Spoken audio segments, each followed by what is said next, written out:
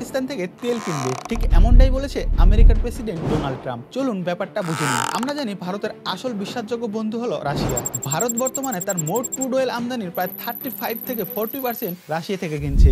এছাড়া ভারত রাশিয়া থেকে fighter jet, helicopter, tank, missile system, aircraft carrier ও নিউক্লিয়ার সাবমেরিন কিনছে। সব মিলিয়ে ভারতের প্রতিরক্ষা ব্যবস্থার 50 থেকে 60% এখন রাশিয়ার উপর নির্ভরশীল। ভারত রাশিয়া থেকে বিপুল পরিমাণে তেল ও অস্ত্র কিনছে, যা আমেরিকার সাথে খুব কম পরিমাণে করছে। এছাড়া আমেরিকা ভারতের বিরুদ্ধে আনফেয়ার ট্রেড প্র্যাকটিস অভিযোগ করেছে। সোজা কথায় বলতে গেলে এসব দেখে আমেরিকার ফেটে যাচ্ছে। এই জন্য আমেরিকা ভারতের উপর 25% ট্যারিফ সহ এক্সট্রা পেনাল্টি বসিয়ে দিল। এর সাথে বদলা নেওয়ার জন্য আমেরিকা ও পাকিস্তান মিলে পাকিস্তানে একটি ম্যাসিভ অয়েল রিজার্ভার বানাবে আমেরিকা। এবং ট্রাম্প বলেছে maybe they will be selling oil to India someday, মানে ভবিষ্যতে পাকিস্তান থেকে ভারত তেল কিনতে পারে। যেখানে আমরা নদীর জল পর্যন্ত বন্ধ করে দিয়েছি, সেখানে আমরা তেল কিনবো? সিরিয়াসলি? এ বিষয়ে আপনার কি মতামত কমেন্টে অবশ্যই জানাবেন। আর এই ধরনের ভিডিও পেতে চ্যানেলটিকে সাবস্ক্রাইব ও ইনস্টাগ্রাম পেজটিকে ফলো করতে ভুলবেন না।